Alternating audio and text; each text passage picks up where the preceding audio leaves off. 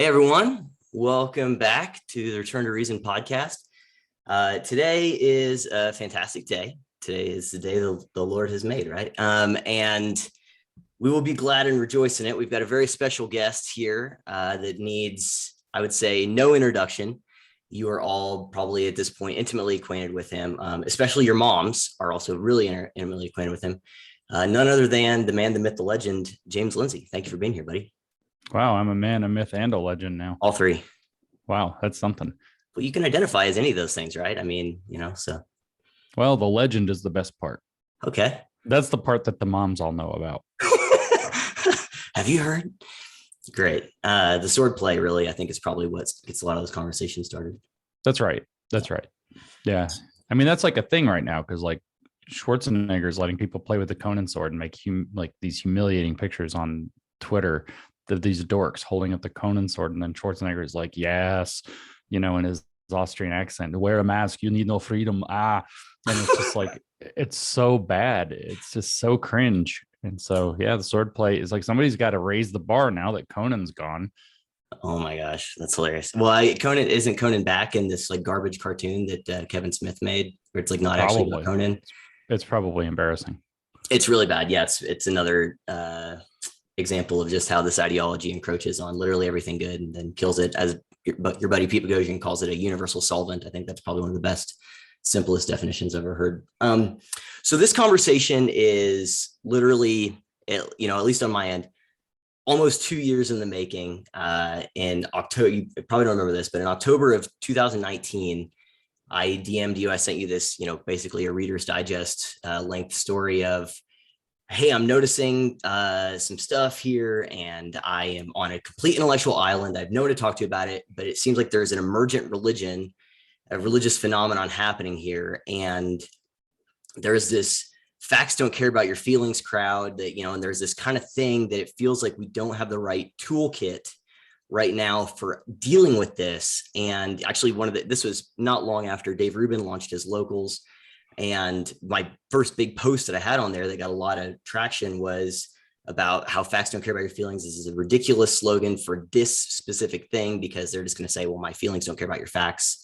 Mm-hmm. And it felt like we were answering questions that were asked in Chinese and Mandarin, but we're answering them in Spanish, just totally different thing. And it's because there's this religious nature of it. And I've heard you talk a lot about it. And I was reaching out to you. I'm like, I feel like you're seeing this too. Like, what is going on here?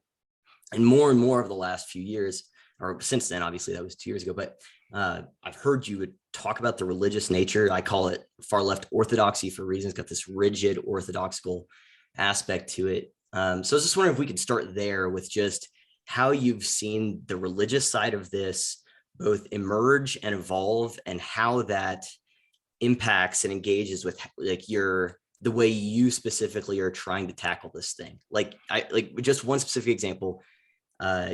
What you and Pete Boghossian, amazing book, How to Have Impossible Conversations. And I think I even asked you about that maybe during like a Q&A somewhere, about it seems like some of these strategies aren't really the right thing for what we're dealing with. And you said that you guys actually wanted to change the book while you were writing it to kind of adapt it to that reality. So yeah, how has that impacted, whether it seems like even a long time ago you're thinking about that, how has that impacted just the way that you're dealing with this? I mean, it's really interesting because I kind of started out thinking of it as a religion. Believe it or not, way back when I was involved in the new atheism movement. And in 2013 and 14, Peter and I actually started talking on the phone. I remember I started having these observations, and we were already working together, but writing together, but we hadn't communicated this to one another yet. And so has this event with Penn Jillette, the magician and skeptic or whatever, and he's trying to tell Penn Jillette that, like, he says gender studies in specific, he said it works like a religion. And I think that the scholarly literature in that discipline works like their scripture, works like their Bible. And so what does that mean? Well, the correct terminology in the psychology of religion for this is that it's called intratextuality. It's a form of fundamentalism where everything that you understand is within the text. So why is the Bible true? Because the Bible says it's true, for example. That kind of it's a form of fundamentalism. It is, in fact, usually in the psychology of religion taken as the definition of fundamentalism is intratextuality. So everything is to be answered within the text. And so what Pete's argument is that they put out these propositions that may or may not, as he likes to phrase it, be tethered to reality.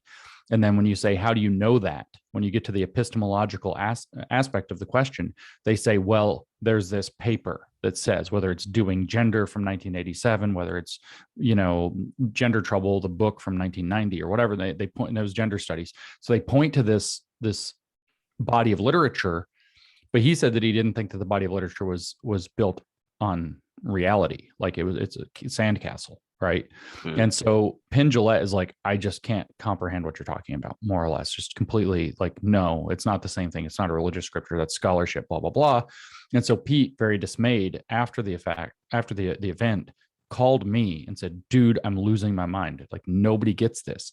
Tell me if I'm crazy. And he tells me the same thing.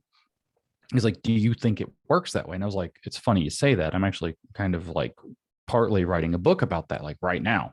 So the book I wrote, Everybody's Wrong About God, it came out in 2015, was kind of the culmination of two different lines of argument that I was making. One of which was that we should be moving away from the idea of atheism, because atheism itself was taking on, through things like the Atheism Plus movement, various like doctrines, religious doctrines, and behaving in a religious manner, and that this was the wrong way to think about that. And then secondly, that I think that we misunderstand fundamentally what's meant by God. And then when you put those two, I finally realized, thinking about this exact problem within the new atheism movement, that it was behaving very religiously. I realized, oh, well, I was reading Aquinas one day, and it was like, blah, blah, blah, the 5 proofs, and it's blah, blah, blah, this all men call God, is how they all end. And I was like, oh, so Atheism Plus stands for Atheism Plus Social Justice. They explicitly said that's what it is. And so it's like social justice, this all men call God, would be the Aquinian argument. And I was like, oh shit, that's what's going on here.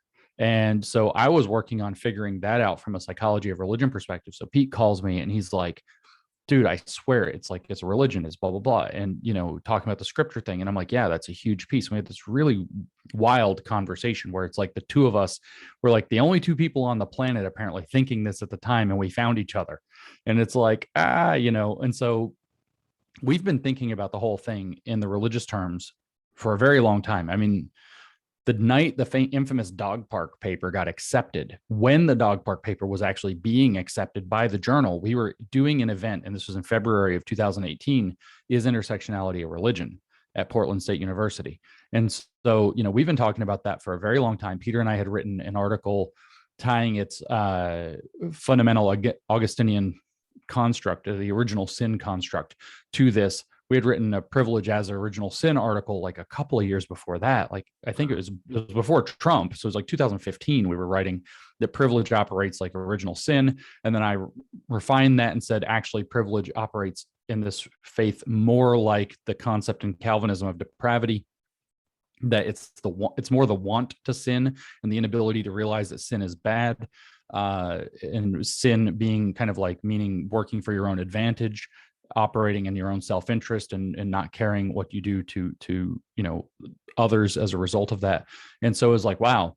And so we're really working out kind of the Augustinian angle on that, 6 years ago. And so for me, it's the only really comprehensible way to understand what's going on. I don't know, people get squeamish around the word religion. I think because, I think at the event we had in Tampa, I think I talked about there being good religions and bad religions. And this is what I talked about on Rogan: religions that look up and religions that look down. A religion that looks up keeps its eyes on God and it's aware of sin, but because its eyes are focused on the divine, it's working toward goodness. Religions that look down are focused on sin. So you're thinking like the kind of toxic manifestations of Puritanism. They're focused on sin and they kind of forget about the divine because they're so focused on sin. And then what do you have? Witch hunts and stuff. And so it was like, this is a religion that looks down. And now I actually identify it with Gnosticism. It's probably more accurate to call it a Gnostic cult. I'm actually referring to it now by the term scientific Gnosticism. I think all of the communistic things are scientific Gnosticism. Now, of course, wokeness itself is pretty anti-science. So it's weird because it's adopted that postmodern view of science. So now it's really more like postmodern scientific Gnosticism or postmodern Gnosticism. But it's a Gnostic cult. It has a religious aspect to it. We've people have heard me talk, and they can listen to my podcast. We don't have to beat it to death here about the Hegelian aspect of its metaphysics, where you kind of have this process becoming, the world is becoming, and man within the world is becoming, and as one to realize the absolute through a process of dialectic. And that process, what you can do with Hegel, it was that, the idea, the absolute is the idea, and so that's like the father, and that gives birth to the natural world, and its natural world and its expression is the state, and so the state becomes the son, and then that gives rise to a cultural milieu, or a socially contingent frame, as the postmodernists might have it. That's the Geist, the spirit of the time, and then that spirit, whether it's the Zeitgeist, the spirit of the time, whether it's the Weltgeist, the world spirit, and how that's actually moving in a more metaphysical sense, that then becomes the arena in which the next round of contradictions in the dialectic are being worked out that reinforms the idea to a higher level. And so you have this spiraling through history. So history now has a telos. History becomes the stand-in for God, and its process in the world becomes a dialectical process of meeting things with its negative thinking, as it's often called, or negative, or critique, as it's sometimes also called. And negative thinking, as Marcuse tells us later, necessarily becomes positive. I was just reading One Dimensional Man the other day, his big book from 1964, and he's talking about art, and he's talking about how you can't. It's like he's talking about art and absence. So this all is like presaging Derrida with his concepts of absence, and he's talking about how the absence haunts. That which is not there is haunting that which is there. And so you can tell what Marcuse is talking about is that communism is the thing, that the perfected ideal utopia is the absence of all of the systemic oppressions in the world. And that's haunting the world that we're in. And that's the energy that motivates this new way of thinking. And so this is all very religious thinking. This is all very metaphysical. This is all based at, like I said, it has a metaphysics.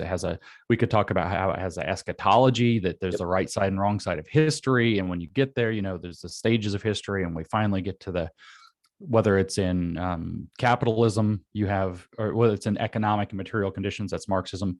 You have capitalism arising, that's kind of the liberal stand, and then that doesn't produce equal outcomes. So now you need a managed socialism that will eventually work out the contradictions to get to the utopian communism here on earth, heaven on earth. If it's critical race theory, you have colorblind equality, but that's not producing equal outcomes. So now you need a managed state of equity, which is the equivalent of socialism, that will eventually lead us into racial justice, and racial justice becomes the proxy for race communism. And you can hear, like, once you understand this, it's very clear that this is how they actually work. And once you understand that it's all tied back into this kind of Hegelian, which is just one species of it's modern Gnostic thinking. It's thinking, it's the same Gnostic cults with the demiurgos making the world. They call them systems now and superstructures, but you have this taken out of the pre-modern context of religion and faith, and parasitizing off of like Christianity to say that Jesus was just pointing us in the direction, blah blah blah, all the Gnostic stuff. But now they've taken it out of that pre-modern mythological context and locked it into a modern scientific context. Well, scientific, and then created scientism out of it. Marx called it scientific socialism, that only socialist man could understand. This went on to become critical consciousness, to understand the critical theory. These are two-dimensional characters rather than the one-dimensional man that Marcuse is talking about. And now we have the woke, who have awakened to this racial kaleidoscopic consciousness that takes in all the power dynamics. So you now have kind of like pagan gods, but they're power dynamics, right? Racism is like Zeus. And now you have like sexism is like Poseidon, and they rule over the different dimensions of life. And it all kind of gets tied back into this master narrative of the becoming of the world, the becoming, the awakening of the absolute, and the ending of all oppression, which is, again, like I said, this Gnostic idea. And I didn't say this part yet, but the heart of the Gnostic idea is that human beings have been flung into an imperfect world, and it's our job to perfect that world and ourselves within it, as opposed to God created the world and saw it as good, or for the agnostic or atheist out there, the world is what it is. Let's try to accord with the order of the world, whether it's by science or whether it's through theology. Let's try to, goodness is according with the world. Whereas in this inverted religion, it's that the world itself is the problem. The world itself is corrupt. And if we can make the world accord to us, then we've done the good thing. And if you're moving that along, you're on the right side of history, the moral judge of history and its long trail at the end. The people who live in the communist utopia will look back and judge us from their perfect moral standpoint and tell us who was right and who was wrong. It's so religious that it, I think, has to be thought of as religious. When you see how it behaves, I know at the Tampa workshop, I had a whole lecture dedicated to the point that it just seeks to raise critical consciousness. It just seeks to awaken consciousness to that this is the way the world works. Well, that's Gnosticism. Consciousness is just special knowledge of the absolute working of the world. And so it's like I think it's actually incorrect to think of it as any other way than to think of it as religion that happens to call itself theory, because that's what a religion that arose within the modern context. And I mean that in the formal philosophical sense, like post medieval and pre-postmodern. That stretch of time is the modern context that sees the world scientifically, and we're going to have this whole kind of thing. That is the only way to properly understand what this is.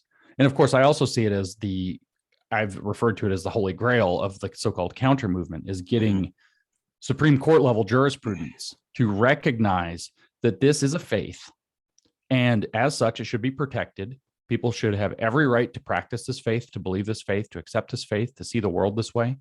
I fully believe that America is big enough and strong enough to accept a Gnostic, upside down, inverted, anti-positive, anti-human, or whatever you want to call it, faith, if such a thing wants to be. However, it must also be completely separated from the state. The state can't be a state ideology. It can't be part and parcel of our school systems. It can't be part and parcel of our military or our federal apparatus or whatever. So all this equity crap that's coming from the White House, all this critical race theory in our schools and queer theory in our schools, all of these things fall under this umbrella and absolutely need to be seen as, some people have come up with, in this period of the world stretching back 300 years or 200 years or whatever, a wackadoodle faith. And that wackadoodle faith has no more claim on the public sphere than other faiths, Christianity, Islam, Buddhism, Judaism, whatever.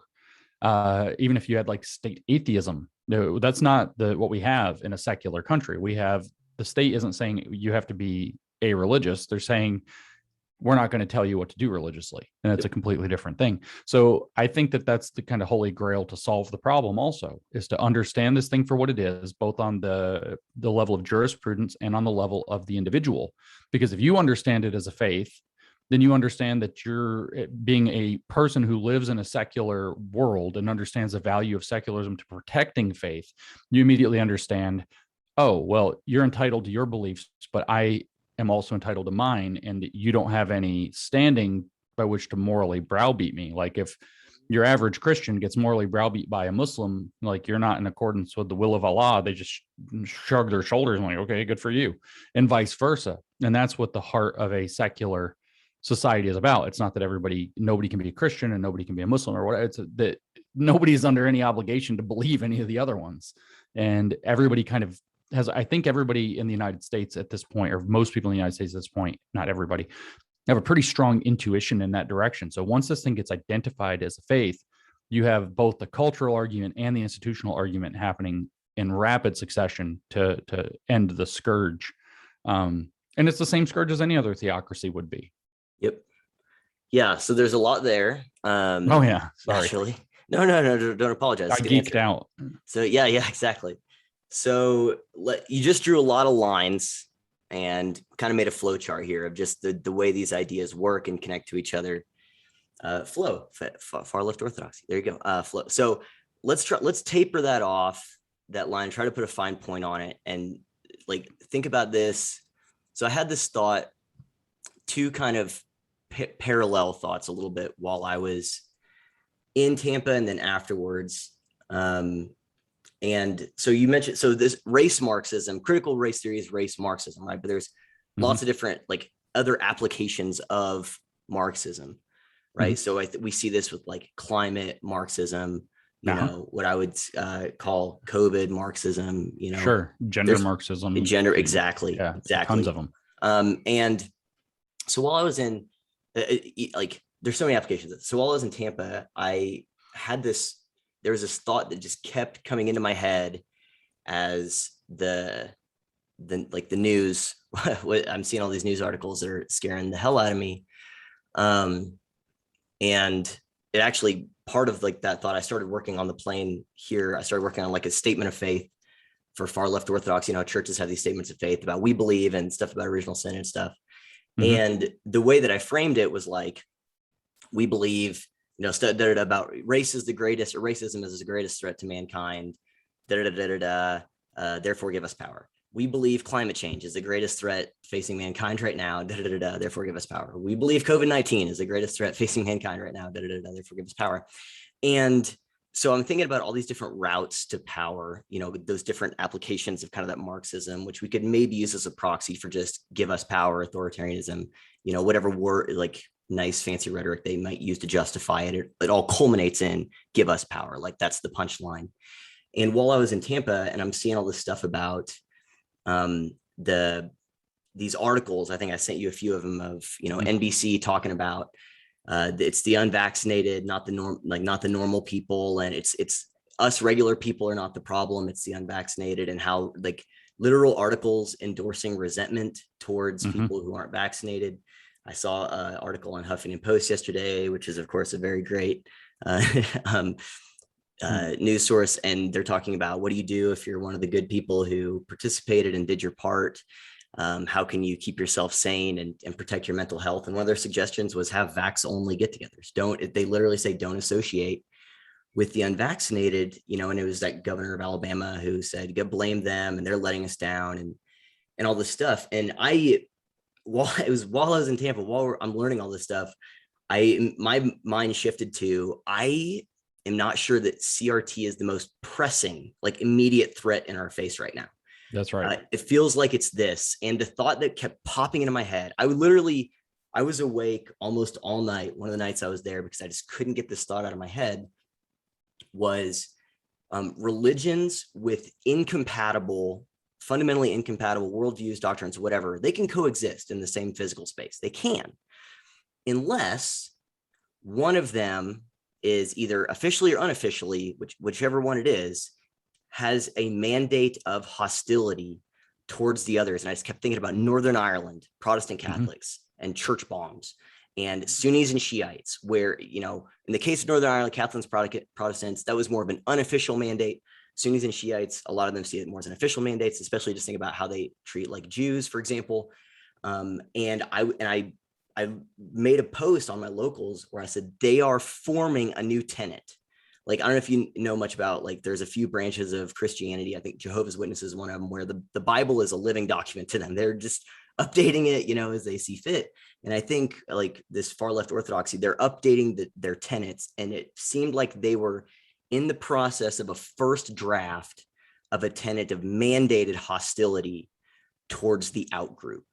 And I had that thought there, and it's been in the front of my mind. I'm up here painting. I made a video on my locals last night, did a live stream where I was like, I feel like we're fucked. And I was looking at how all of these gatekeeping institutions of accepted knowledge and credentialing were all mandating this for their employees: Washington Post, New York Times, CNN, universities, Google, Facebook, like on and on and on. And so I guess my question for you is, so if we agree that this is an emergent religious phenomenon, and, it clearly has an eschatology, it has an orthodoxy, it has, its own internal logic in a lot of ways.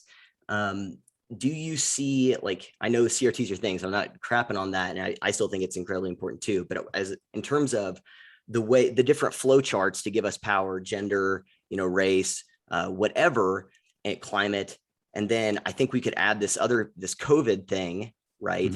It feels like that line, if we were just tracking it, I don't know if you've seen like those graphs, like on the data is beautiful Twitter or on Reddit, where it's like tracking like things. It felt like that line of the COVID give us power shot way up ahead in the last 2 weeks, maybe 2.5 weeks. And it feels like the masks have become like the kippah, like a burqa type. It's a religious symbol for them. So like, how do you, whenever you're seeing that stuff happening and you're conceptualizing this as a religion, like one, I guess, I even put a note here. I'm like, what is the question? Because I tend to just dump stuff on people and don't really have a question. Yeah. But so like, do you see that? Are you seeing that? And how are you like incorporating like the COVID stuff and just this power, this other application of Marxist Gnostic, like the COVID stuff is a great example of Gnosticism, right? Oh yeah. Either the vaccines work, but they don't. And masks work, but they don't. If you're vaccinated, you should still wear 2 masks. People are getting it who have it, but also it's a pandemic of the unvaccinated. Like so much that it's obvious Gnosticism is just faith. So how are you like incorporating that into your thinking of this? Are you keeping it still compartmentalized from the critical stuff, or is it shaping? Like, how do you feel about that with this moment and just all this other stuff that you've been working on? I mean, since January, I've been publicly speaking repeatedly and saying that critical race theory is maybe 10% of our problem. So this is something I've been thinking about for a very long time. Critical race theory is, as I've been also phrasing it, and I have a podcast about this, I've done like 3 public talks about this, is the lockpick to open Western civilization because of the enormous sensitivity that we had toward race. But COVID, because of the enormous sensitivity that all human beings have toward infectious disease, has been a very effective tool as well. And what these are called in general are mass lines of action in Marxist application. They're called mass lines of action. And the way that this thing works is that you have the underlying religious structure, then they have, as you just named, like 5 or 6 and whatever, held up your hand, all these different they have more than that, lines of action. And they basically pursue as much activity as they can down the most fruitful 1 or 2 at a time that they can concentrate on. And the second that stops bearing fruit, they just pivot to another one. So COVID was bearing massive fruit, and then the BLM thing came in, so race became actually more effective. So they pivoted to that one because of a natural circumstance that arose. They pivoted to race, rode the race horse as hard as they could. The second critical race theory started to get under threat, COVID starts becoming the big thing. But they've also tried to pivot to climate change 2 or 3 times. Every time the COVID narrative gets weak, they try to pivot to climate change. And if climate change doesn't work, all of a sudden we have another race emergency. And the problem that they're in right now, and this is why I'm less convinced that we're fucked than I've been in a very long time, is that every time they try a narrative pivot, it doesn't work.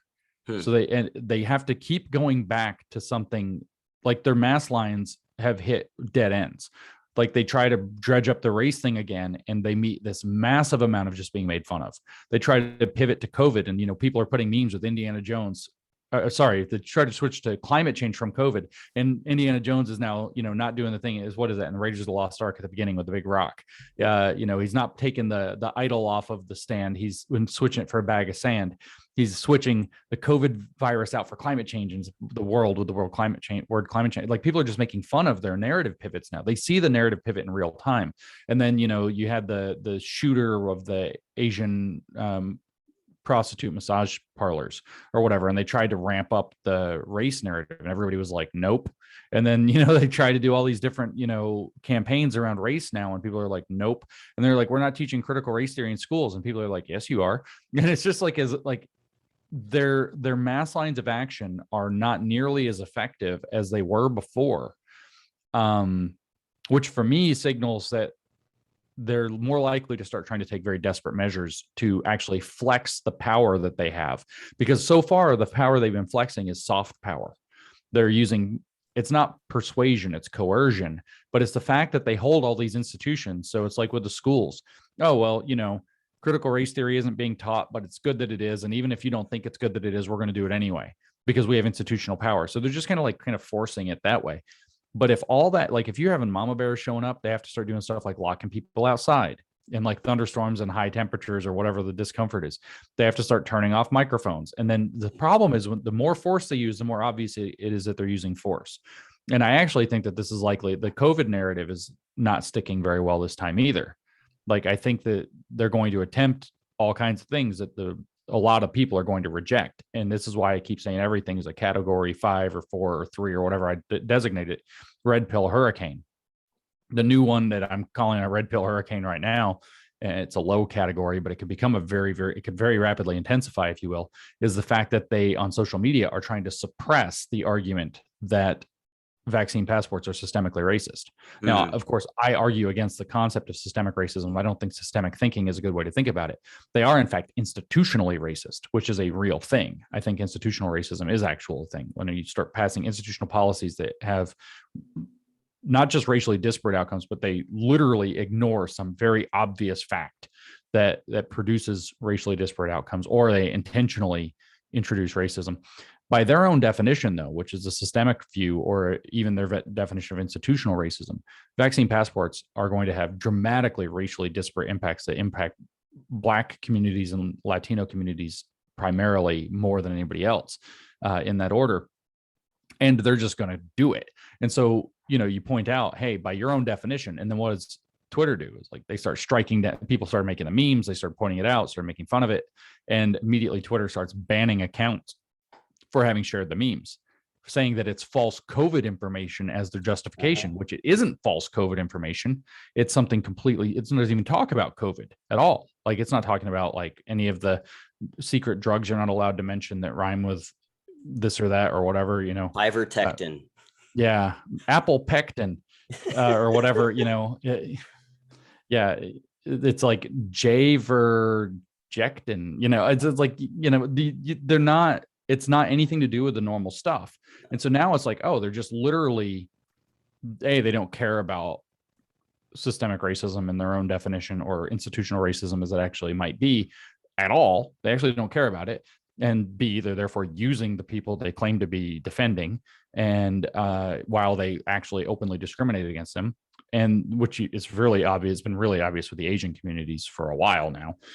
They're discriminating against them in higher education. Ted Cruz throws out an amendment, Senate amendment, what was it, 1456 or something like that.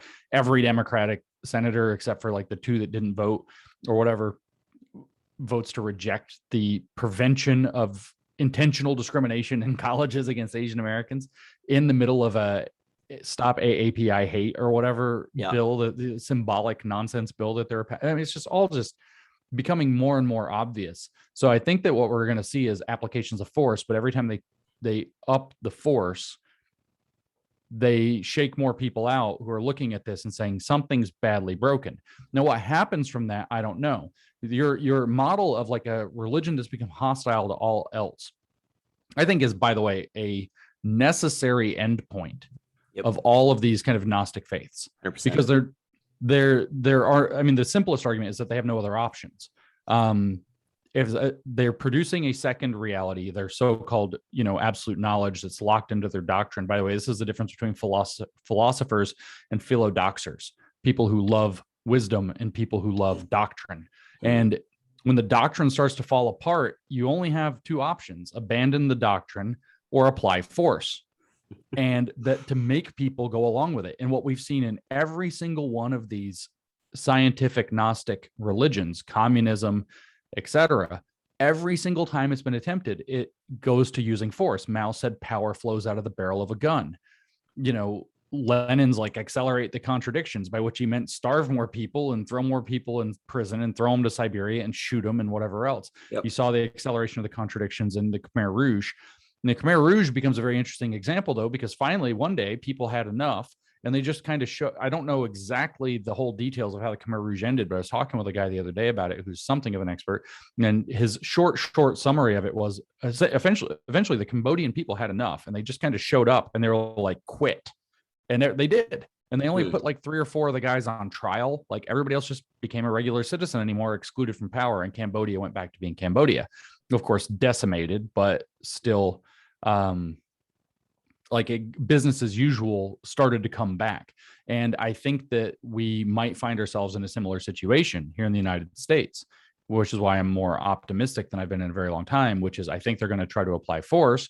But when they try to apply force, I think they're going to meet with a very large number of people, which they don't want to have to go up against, who are like, you went too far, resign, we're not going away this time. And then they're put into this terrible decision, which is roll out the tanks or back down. And if they roll out the tanks, then everybody knows what's going on. So I think they're backing themselves into a losing position. I think that it's a necessary consequence of the faith that they've adopted.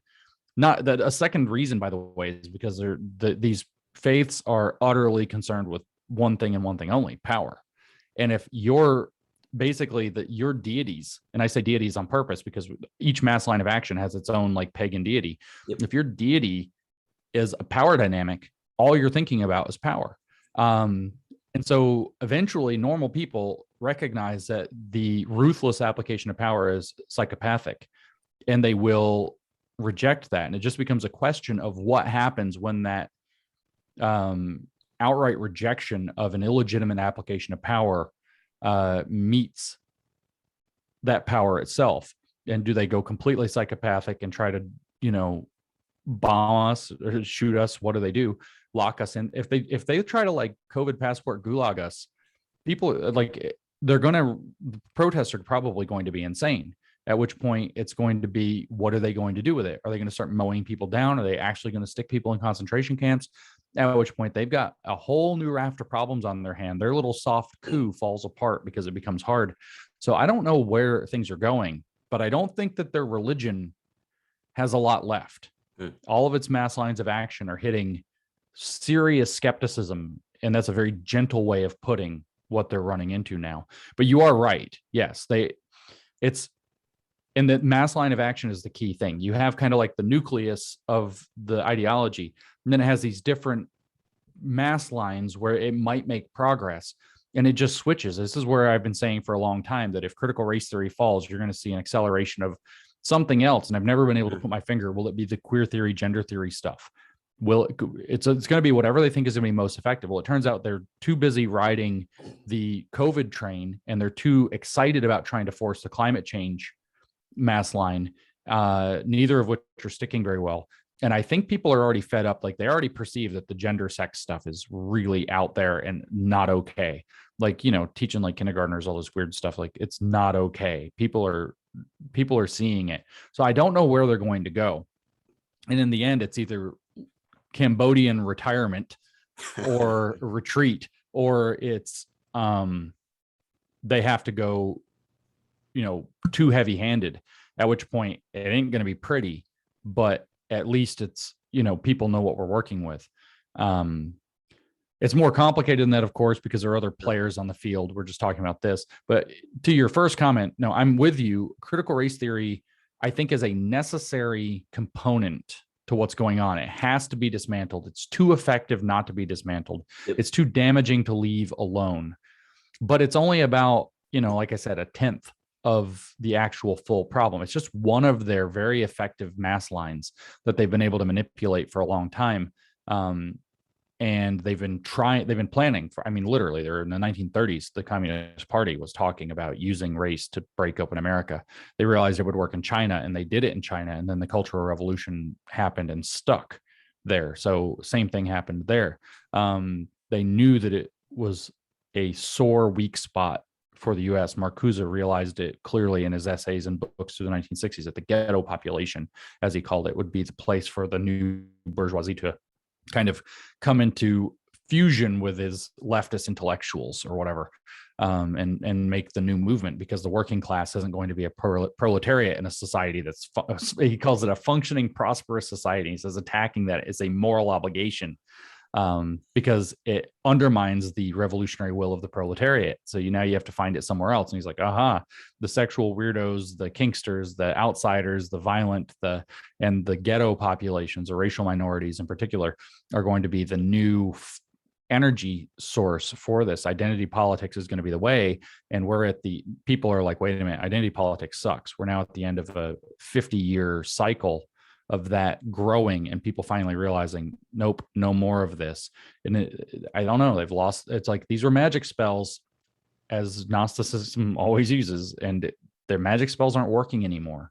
So I don't know what comes next, but I'm not totally optimistic.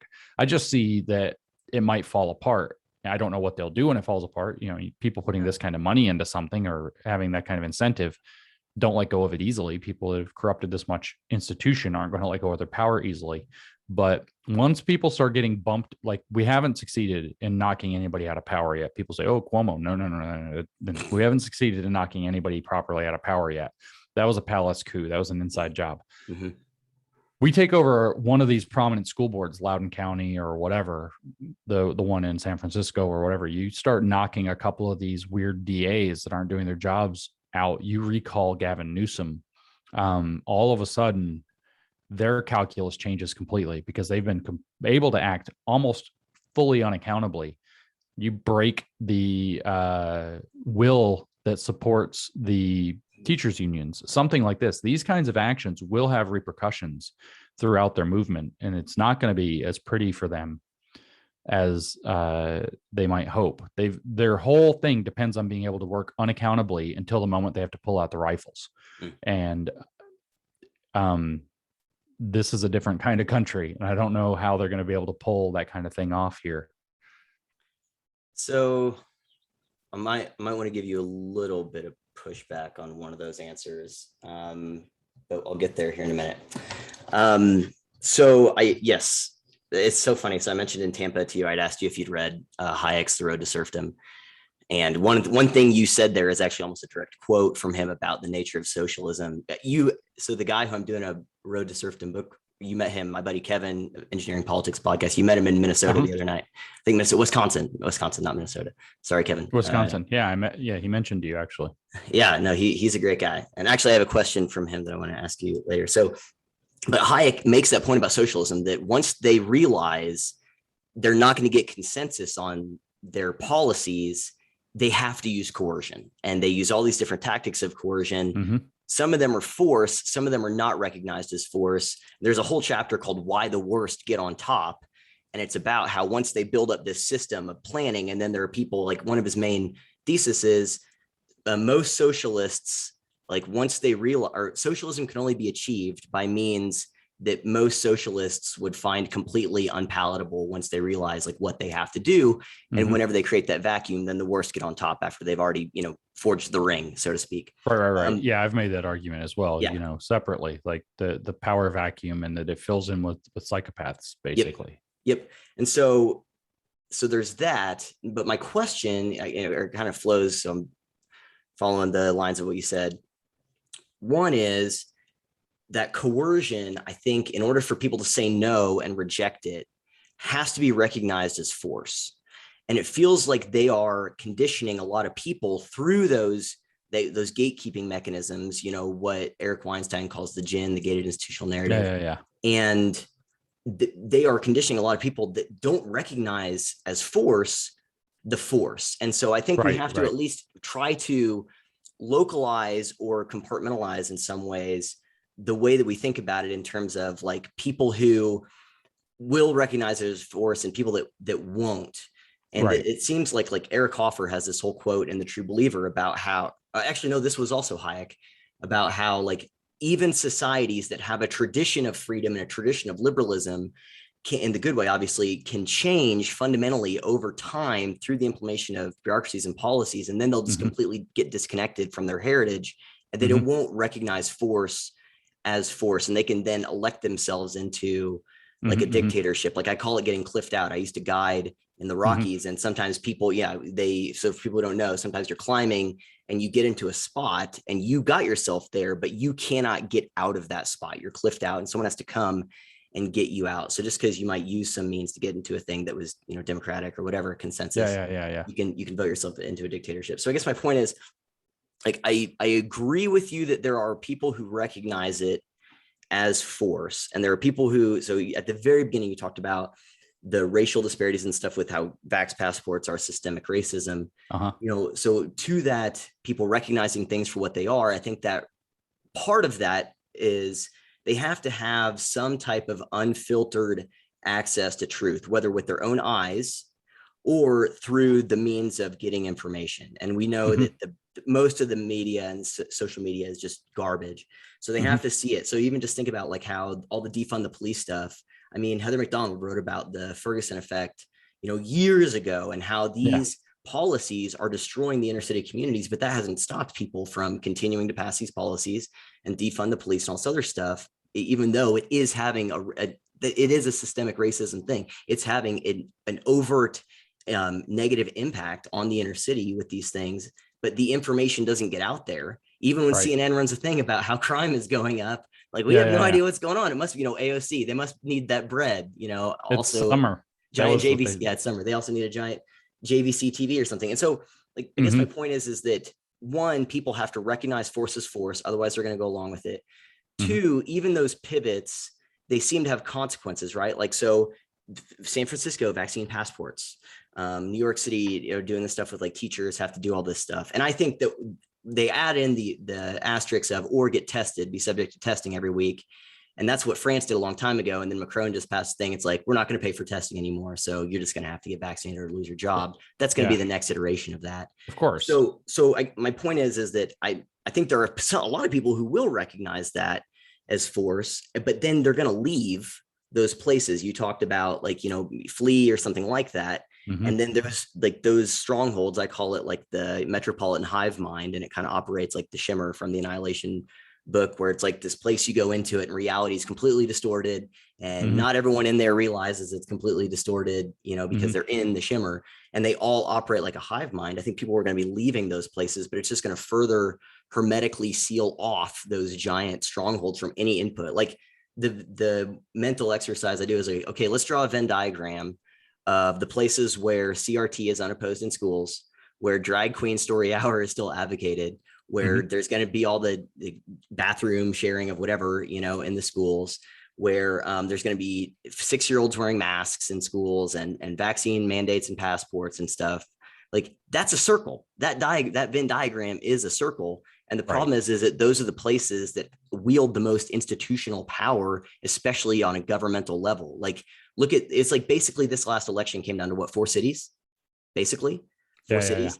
And so, like, I agree with you that people are going to say no, but I think a lot of that no is just going to manifest in I'm leaving. I mean, I was at the store, so I'm here in Bozeman. I was at the store last night and I asked this girl, I'm like, hey, how come you guys only have beer and wine? How come there's no liquor? Is that like a Montana thing?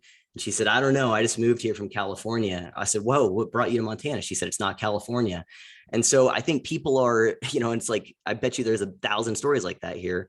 And so Mhm. I guess my point is that yes, there are people that are leaving. Yes, there are people that are waking up and saying no, but there are enough people who don't recognize force as force, who are willfully ignorant. I call them this freaking NPR. People listen to NPR on the way to work every morning or while they're getting ready, and think that the New Yorker, these are the same people who say, yes, CNN has really become politicized. I'm glad the New York Times is still unbiased. Like those kinds of people. There's Yeah, yeah, so yeah. many of them that they kind of enable this and create that false sense of consensus and kind of help prop it up. And I'm just not sure that Oh yeah, even of course. even the reality of the way some, like that you mentioned in the beginning, it's going to be like shown like how morally bankrupt this is. Like, I'm not sure that we're going to have enough people in the places that matter that they're going to be able to oppose it, because they're just going to leave. I mean, I know there's a gal in my locals community. They're moving from California to Montana. There's a buddy of mine who works at a hospital in San Francisco. He's like, we're getting out of here. I'm not going to do this thing. I know Mhm. people who are just leaving those areas, but that doesn't Oh reform yeah. those areas. And it helps actually further like intensify and concentrate the power that they wield, at least in the short term. So does that make sense? Like, I That's feel the like the key. Yeah, information is one that's of the the big problems key. there. Is in the short term. And there's room for some acceleration. Like everybody's like, oh, Cuomo's stepping down and they're just going to replace him with somebody worse. Totally. And I tweeted, I'm excited for the Good. acceleration in New York City. Like there is actually a cost. If all the sane people and all the effective people are actually leaving an area, it doesn't feel like there's a cost, but there is a cost. That area will start to degrade. This is what happened to Detroit in the 1960s when they decided to pull the same kind of crap, and they had all the riots, the race riots, et cetera, and they burned out parts of Detroit and all of down. Now, I'm not going to hold Detroit's not really a healthy place still. I'm Yeah. not saying that San Francisco is going to end up good out of this, or that New York City doesn't have a 30-year trajectory to fixing itself. But the problems start to multiply very quickly when that's the more good people who leave, the more sane people who leave, the more effective people who go somewhere else. Maybe they bring those problems with them. They vote stupidly when they get wherever they go, but the place that they're leaving becomes measurably worse. And eventually, I hate to dip into it because this is like the, what do they call it? A critical moment in that's what Henry Giroux calls it. Or this is kind of like Marx's awakening to consciousness. Eventually, Lenin saying accelerate the contradictions, there's a little bit there, because it's like, yeah, okay, let them become the victim of their own failure, which is a different thing than what Lenin was doing. Lenin was making people the victim of his failure. This is let them become the victim of their own failure and let people start to wake up. And you say, you don't know if enough people will wake up soon enough. And I agree. That's the big question. But then when I say that these things are red pill hurricanes, that's what I'm talking about. So I had this same conversation with people, not the one we're having now, but the one I'm about to describe, with 3 different people wholly independently. And I know they're wholly independent because it wasn't like I was at a conference and I just talked to 3 people. No, these were like in an airport, on an airplane, and somewhere else. Just totally independent conversations. And the people said the exact same thing. These are all, I'm assuming, I don't know for sure. I know some of them, but I don't know all of them. Left-leaning people. And I've seen this conversation on social media many times as well, from people who declare that they are lifelong Democratic voters, et cetera. And what they're saying is, and this is almost an exact quote from one of them, I got the vaccine because I believed if that's the one thing that I have to do to get society back on track, to get everything back to normal, I'm willing to take that one step. And then looking back now, I realize that that was a form of coercion. We shouldn't have had to do this, especially since it doesn't work the way that it seems like we were promised. We shouldn't have had to do this in the first place to get our society back. The realization that society being closed was a political decision, not a genuine public health decision, is something that a lot of people who have voluntarily taken the vaccine, which is a level of obvious commitment to this cause, for the purpose, self-admitted, for the purpose of that's what we have to do to open society again. And now they're saying, I don't know if that was a legitimate reason to get it. The one person I talked to said, I'm still glad I got it. I still hope it offers me some measure of protection. I would get it again, but I wouldn't get it for the reason that this is how we open society. It just becomes a personal decision about my health and weighing out the good versus the bad. I also had a number of conversations with people who are now saying, I was sick for 8 days after I got the second dose of the vaccine, or 4 days or 3 days, or I had this reaction or that reaction. And now I don't know if it was worth it. And so the number of people that are red pilling, in a sense, if we use that metaphor, to this is shocking right now. And the question, you are correct. The open question, the question that matters is, will it be enough people? And will those people be located in places where they can make that kind of a difference? That's an open question that I don't know the answer to. I just know that I'm hopeful, given how quickly I'm hearing people say this. I'm hearing, scuttlebutt, as the word goes, from all different corners of our society, where our organization or institution, some of which are gigantic ones affiliated with the federal government, for example, was going all in on this. And now there's a massive boomerang effect on all of it. It went to where, it was, clear majority opinion. Yeah, we have to take these steps, whether it was the vaccine, whether it's the racial stuff, the equity, whatever. And now it's a clear majority are like, wait a minute, something's wrong with this. This isn't working. And it's not like, necessarily these people are reading people like myself or Chris Rufo or the people criticizing it. Some of them might be, but they're noticing with their own eyes.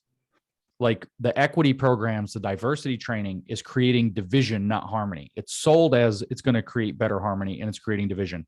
The vaccines are, I think that this Delta, whatever vaccine resistant, it's dropping. People are like, wait a minute.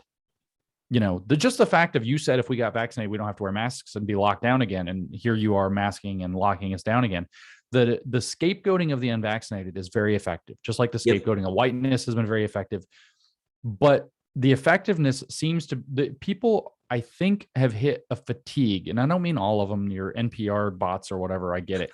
But sorry, sorry, half of my family too. Yes. There's a fatigue I'm seeing with average, everyday, normal Americans. I'm thinking of friends that I have here and there around the country. I'm thinking of other members of my family. And the only good word I can think of for it is fatigue, if not the beginnings of disgust. For stop scapegoating people over stuff, whether it's their skin color, whether it's their vaccination status. The scapegoating itself is turning people off. And I don't know what proportions. I don't have poll data on this, but I'm hearing it enough to where it's like most of what I don't know what my prediction accuracy has been. I'm guessing it's north of 85%, south of 95%. So somewhere in that, A minus B plus range of my prediction accuracy. And this is going back into like 2017 when we were doing the grievance studies affair. We knew we were going to get destroyed, right? And then all of a sudden, right before it started to come out, that summer before it came out in 2018, I was like, the wind shifted. So I'm always like licking my finger and sticking it in the air, and the wind is shifting. Right now, the number of people, everyday people that I'm hearing from and talking to, number of people admitting that they're lifelong Democrat voters, always been on the left, and saying qualitatively different things, is giving me a measure of hope. Now, the question is, will these things happen in the right places? Mama Bear showing up to school boards is already happening in the right places. So that's a huge one that's happening in the right place. I just tweeted today that if shareholders will start showing up at their shareholder meetings for their companies, exactly like the Mama Bears are showing up to defend their schools, these shareholders have been defrauded. They have a shareholder agreement. The companies that they are shareholders in have a fiduciary responsibility to them. They've known they were going to shift away from a shareholder model to a stakeholder model for some amount of time. And that maybe wasn't properly disclosed, or was disclosed in like coded language or whatever, and was never properly communicated what that means for those shareholders. If those shareholders become just as angry and start showing up in the same kind of numbers with the same kind of organization, like, what are you doing? What do you know, and when did you know it? And why did you lead us down this path, or whatever? You could look at it, for example, like, let's imagine that one of the things that the government is attempting to do long term is to phase out all gasoline automobiles. Okay. We're going to go to totally electric vehicles, all self-driving, all, manually driven vehicles, any of these things. At some point, people in charge have known this, and yet you have the company still, A, selling these vehicles to people, and B, telling their shareholders that we have this vision, blah, blah, blah, we're going to do this, that, and the other thing. And it's like, at some point, there was lying involved. If you look at this thing that's going on with like BlackRock buying everything up, at some point, those big investment bankers knew the things that they were talking about didn't represent what they were really going to do. And the shareholders should be showing up and yelling. So that's an avenue where somebody should be showing up and yelling. And that's I don't think that matters where you live. As far as municipalities go, I think we're going to see, because of the scale of what's been allowed to occur in our major cities, or especially our bluest major cities, we can name Portland and Seattle, San Francisco, probably Sacramento, staying on the West Coast, but then we get to Minneapolis, Chicago, New York, maybe Boston to a degree. We can start to name these cities. Atlanta's a little bit on the edge. I wouldn't say it's that bad, but you start looking at these like major cities, maybe Austin's on the edge.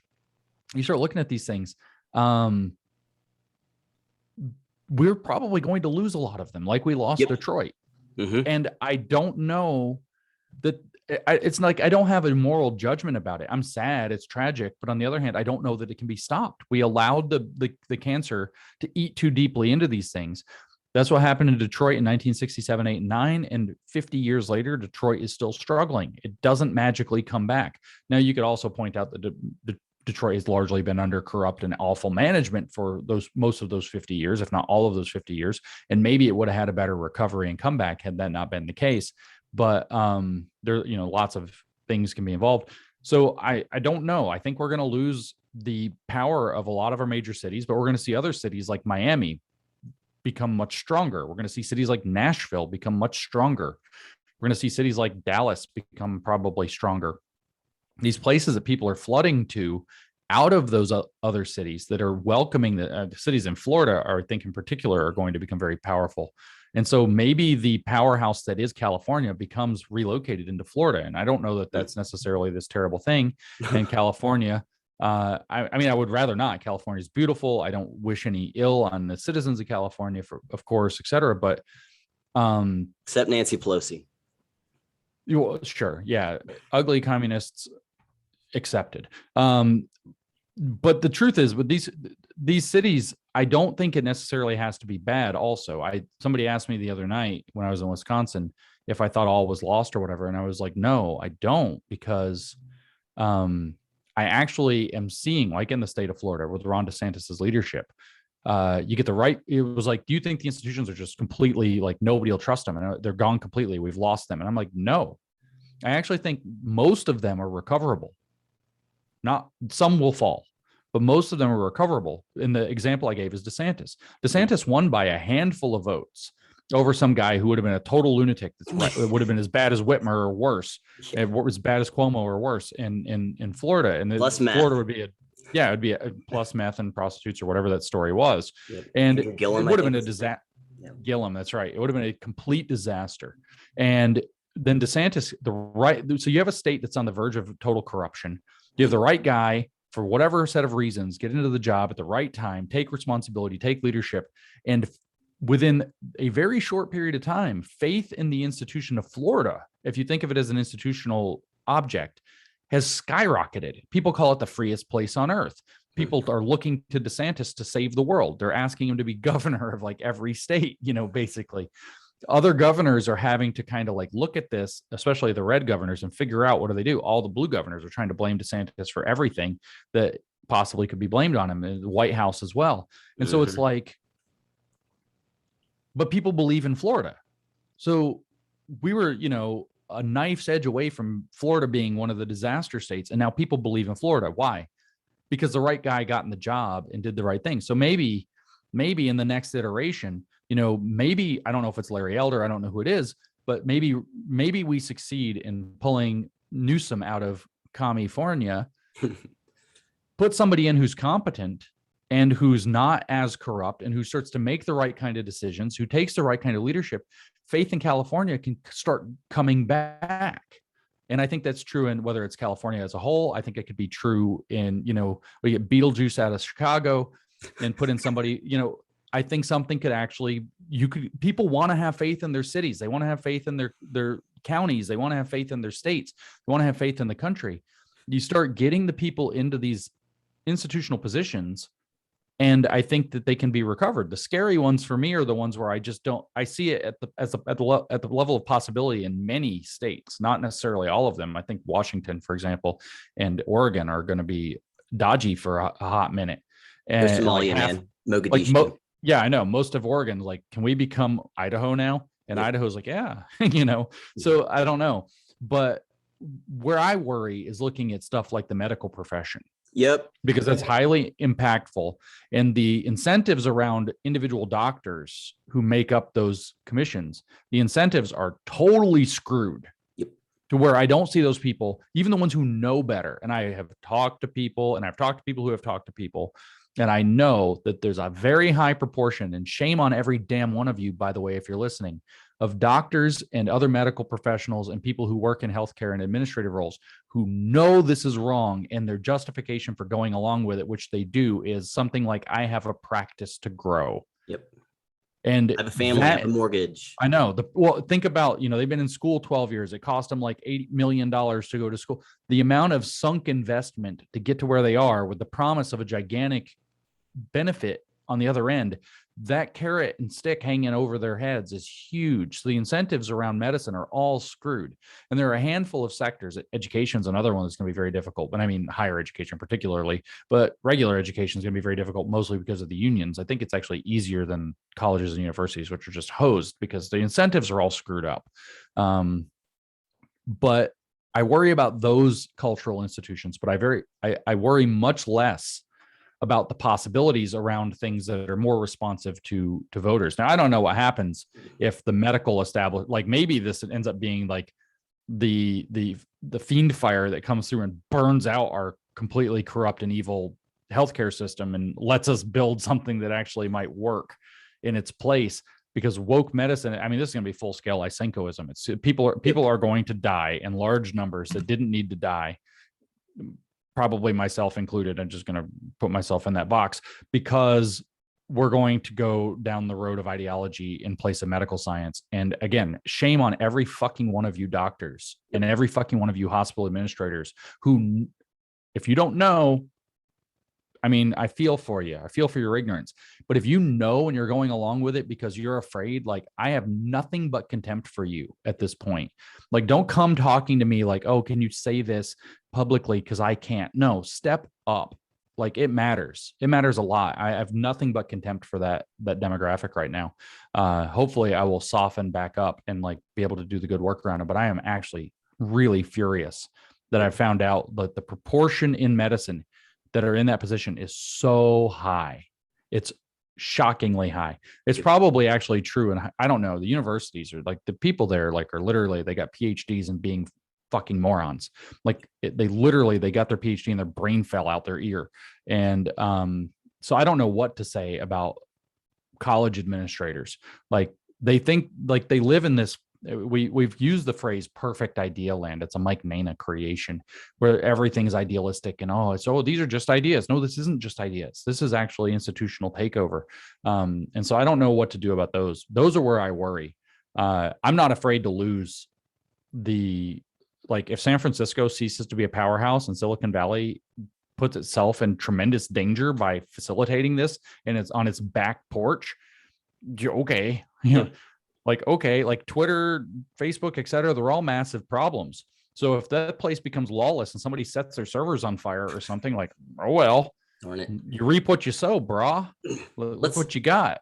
Let's talk about that. So there's a lot there. And so many of those things are like, yes, like get out of my head. So, I mean, even just with the doctors at this point, I keep having the thought of, I'm not sure there's anyone left on the bench besides the willfully ignorant and cowards. And I'm not even sure there's much of a distinction between those two categories right now. And, and you talked about they go into school, get all this debt, and they have this promise, ahead. You had this whole thing. I think I messaged you about this in maybe December, November, about the next chapter of the American story. And I have this thing that I've been working on about how we have a fundamental misunderstanding or miscalibration between our expectations of these institutions and what they're actually producing. So we've there's a loss of trust in that the news media no longer informs us. There's a loss of trajectory and like competence with, the colleges are no longer educating us. And there's this whole thing with student loan debt that for some reason the right doesn't want to talk about. So morons like Bernie Sanders are the only voice in the room. And then there's this whole other like loss with the federal government of how their promises and what they do not line up. So there's all this, we kind of unconsciously expect these things. We have this picture of the American dream of you go and do this. And it was this formula that was crafted after World War II, and it just does not work today. It does not work today. And so much of it is wrapped around higher institutions. I think colleges are the original like little hive mind shimmer thing. And then that spread out to the city. There's a guy, I mentioned this, I feel like in almost every podcast. So sorry to people who, who watch me, but there's a guy who I've done stuff with before named Ides of Ideas. And he made this observation. I think it's one of the best observations that I've heard made in the last several years, that cities used to be built around the church, that the church was the middle of every major metropolitan place, even small towns. And that was as a symbol of the guiding ethics and hierarchy of values of those places. And instead, now the university has become that in these cities, and they are the place that guides the ethics and values. And so we have to recalibrate like our expectations, these things. Otherwise, there's that saying, expectation is the mother of all frustration, and the expectation gap is the father of all conflict. And I think that frustration and conflict is what's leading us to where we are. But on the topic of those institutions, so that was one of the questions that I sent you about Tampa. And what I've been thinking about, like we have these load-bearing institutions in society because we have load-bearing occupations in society. Like we need just like, it's like, yeah, I'm okay with San Francisco going by the wayside. I'm okay with a control burn here, a control burn in Portland, or Little Mogadishu, as I call it. That's why I've messaged you multiple times, like, hey, if you can get Pete out of Portland, I think that'd be great. Cause I think it's like sucking the soul out of anyone who's saying that's there. But like, I'm okay with those control burns, but we have this problem with the higher education where it's like, we do not have an alternative credentialing and competence facilitating mechanism for these load-bearing occupations. And so I'm okay with a control burn in social sciences. I'm okay with a control burn in like the arts at an institutional level, not art generally in the population, but like credentialed art or something like that. But I'm not okay with a control burn in neuroscience, or like we need competent neurosurgeons and astrophysicists and petroleum engineers and so on and so forth. And so we have this thing where, there's that in the Bible, a bad tree cannot produce good fruit, and a good tree cannot produce bad fruit. And it's like, well, we do kind of have that with these institutions. It used to be, I remember when I was younger, like my dad told me I was going to be a lawyer. I was going to go to Harvard and be a lawyer. And so we all have this thing of like, if someone says, at least up until recently, where someone said, hey, so-and-so went to Harvard, that's all you needed to hear, right? It was like, wow, they know what they're talking about. Now we go, what'd they major in? Because if they went to, and even I hesitate to say this, but like medicine or law or something like that, we'll put the things we know, there's a lot of even asterisks next to that. We go, okay, you're probably at least credentialed in something that upholds and helps society. We need that. We need, again, those chemical. So I went to MIT or whatever. We need those petroleum engineers and, all the physicists and things like that.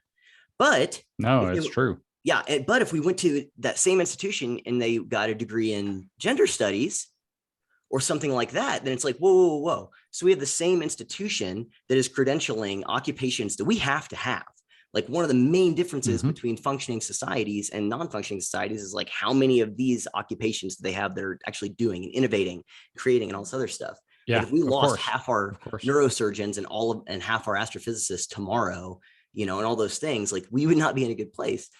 But we have those same institutions that are cranking out and credentialing, more importantly, things that we need and that we want credentialed, but are also creating, like, in credentialing people in these occupations that are actively destroying and seeking to destroy what these occupations hold up.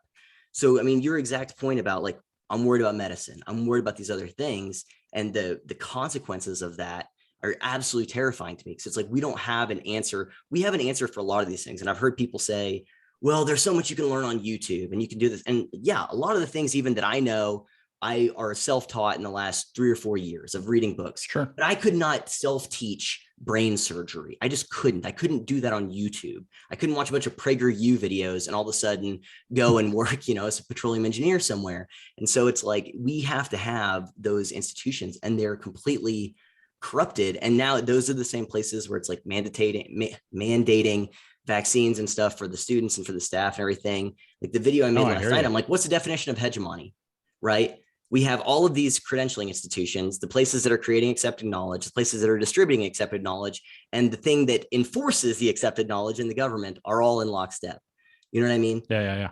So I don't know what we do about the problem of the universities and that credentialing mechanism right now for those those occupations. No, it's super scary. And just to drag you back in time again to 2017 or so, when we were, Helen, Peter, and I particularly were talking long ago about this. Way back 4 years ago. People asked us at the time, what do you think is going to happen with this? And we were very consistent that eventually this ideology will destroy itself and it will collapse. And what we said in attachment to that is everything it has infected will go with it. Will go down with it. And that the question wasn't, will this ideology burn out? It will. Even the Soviet Union eventually fell apart. It took 70 years, but it will burn out. But everything that it captures goes with it. And so the question was, how do you minimize what it captures? And so this is the position that we're in now. And I don't know how much I know we're going to lose many things that we do not want. It's very Lord of the Rings. You take down the one ring and the three will fail and many fair things will fade. And this is the unfortunate circumstance that we're in. That which has been corrupted by that evil power is going to be taken down with that evil power when it goes down. And so this is the unfortunate situation we're in. Now, I don't mean to throw black pills here, because again, these same kind of thing with the cities, the same kind of thing is happening though. So I spoke with somebody recently, and I want to make sure to put the fog of anonymity in this as much as possible. So this is a very intelligent person who graduated, and I won't specify, with more than one degree from 2 different Ivies. And I leaned over to the guy when I found out that he had mentioned the 2 Ivies. I leaned over, I was like, really? And I named this, I was like, Ivy 1 and Ivy 2. And he looked at me and was like, I'm a little bit embarrassed of that actually now. Hmm. And then I was on a phone call with somebody who I will just name the school is a different person. It was from Harvard. And one of the ideas, and this is a conversation I had, and then I had this conversation with a couple other people from Harvard who were of the mind that they almost, like, they're joking, but there's a lot of truth in the joke. They almost wish they could sue Harvard because they invested so much money and effort into getting that degree that's supposed to be their ticket. And now the public perception of Harvard is clown college.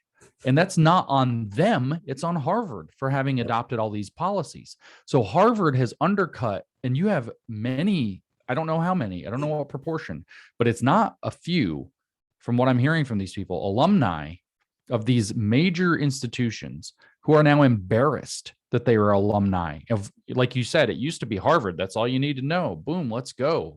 Hired, fancy 6 figures. Let's get it done. Going to innovate, change the world. And now you have graduates of these clown colleges. And I say that without flinching. I'm not just making a joke. The Ivy Leagues in particular, all of our colleges are clown colleges, but the Ivy Leagues are like triple clown rated. Like it's like 3 clown emojis is in place of Veritas at Harvard. It's just like, take their whole seal down and put a clown emoji. Yep. That's Harvard's reputation increasingly now. I had a guy ask me recently, is a conservative guy who went to Harvard, and he asked me, how do we recover the elite conservative status associated with the Ivies that we used to have? I was like, we don't. Yep. And he had like a whole little 5 stages of grief or whatever it was through this of mourning.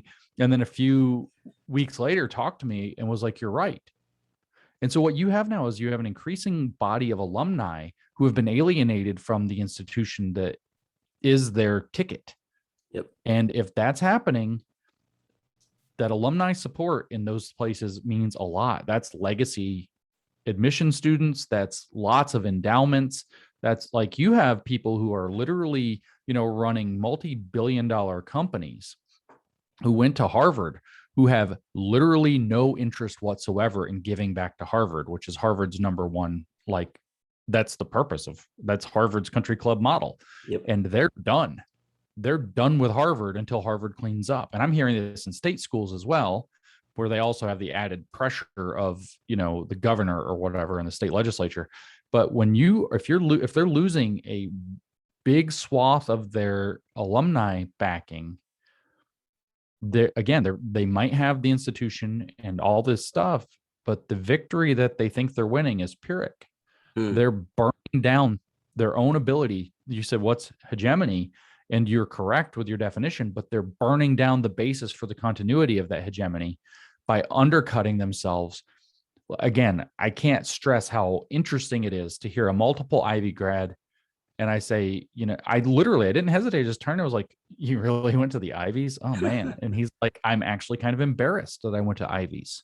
Wish I went to University of Phoenix.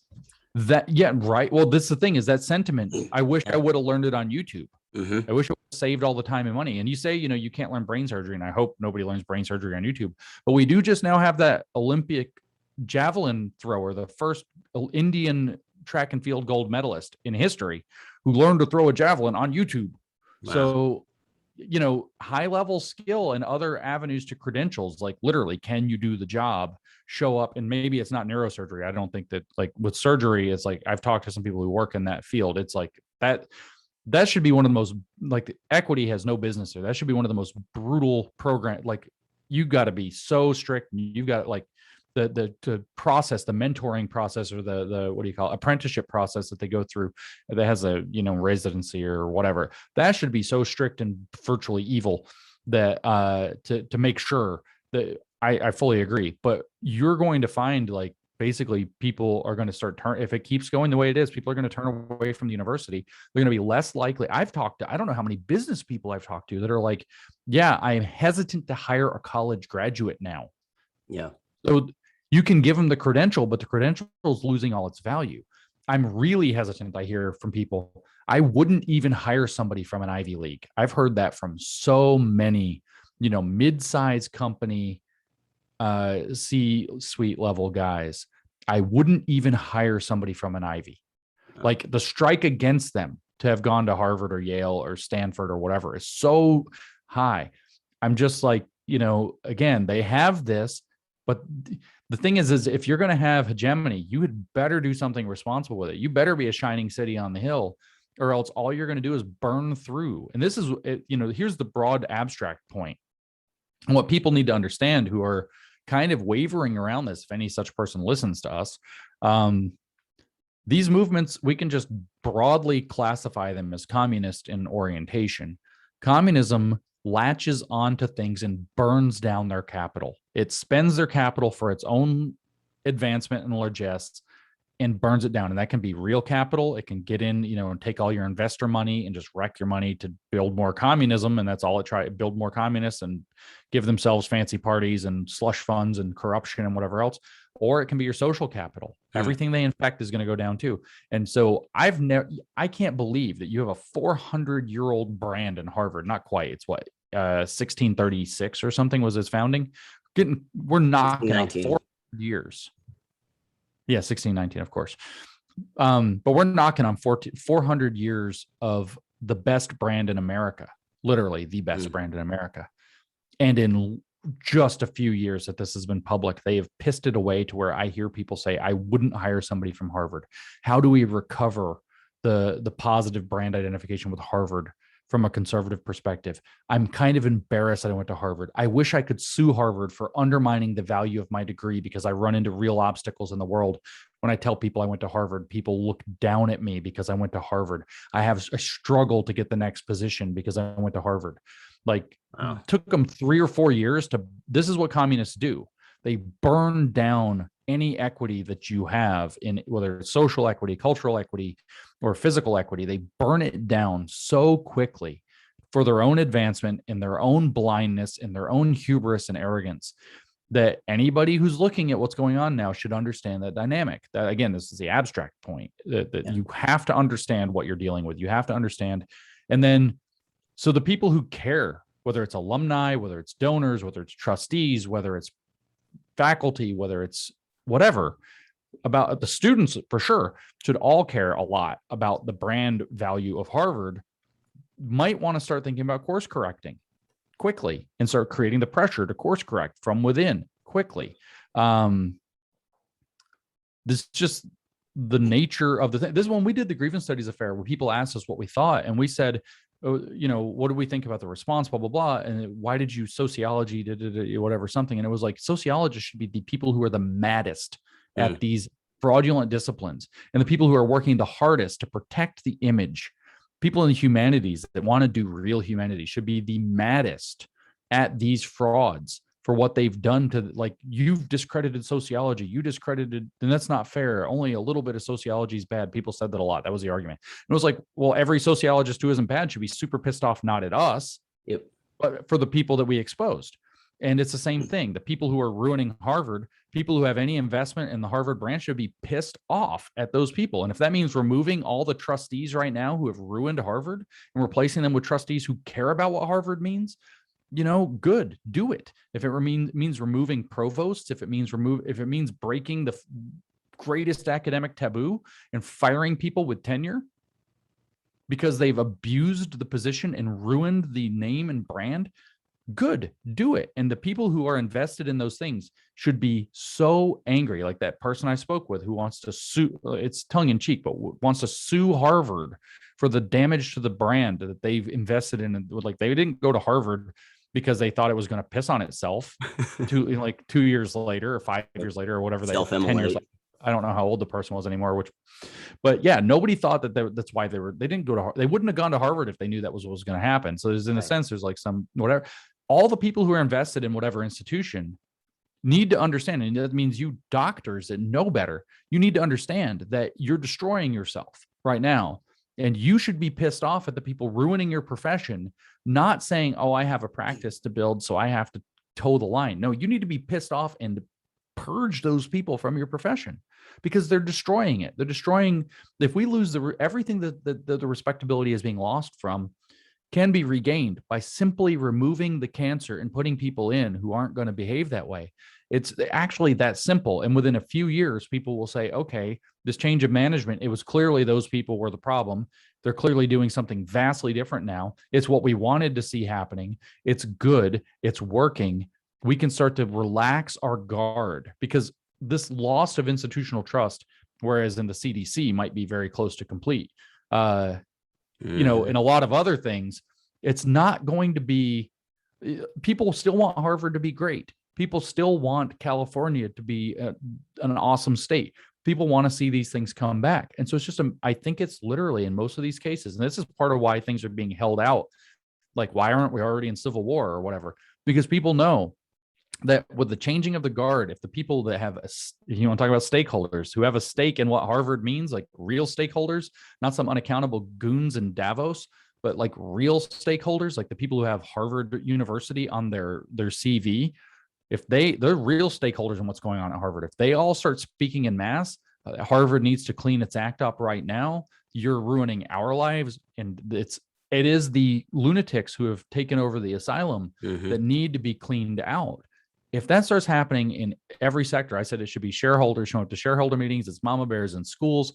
It should be teachers in schools. It should be every Harvard alumni that can think for his or herself needs to be showing up and complaining to the trustees, the provost, the board of directors, etc. And it's not just Harvard, all of them. This needs to just start happening everywhere, en masse, all at once, or else, you got your Harvard. You think this is going to blow over and people are going to care about your Harvard 2 more years of this?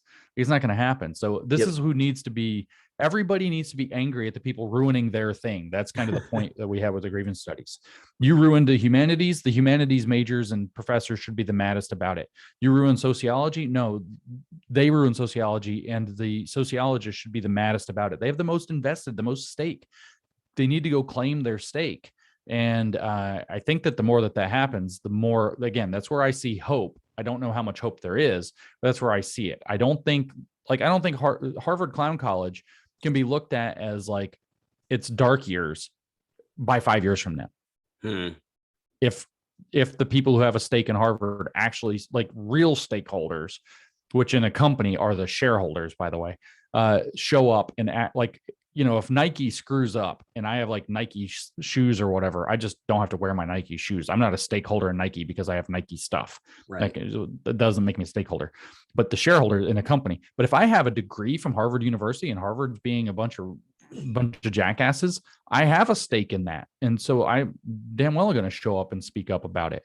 And I think that if people start doing that basically everywhere where they do actually have a stake and they have skin in that game, and including bringing lawsuits when it's appropriate. I don't know, you can sue Harvard for ruining their brand, but maybe some creative lawyer might be able to do something with that. I think that kind of stuff needs to start happening, and needs to start happening now, and needs to start happening civilly, peacefully, not violence. We're not going to go burn down Harvard or something. It's nothing like that.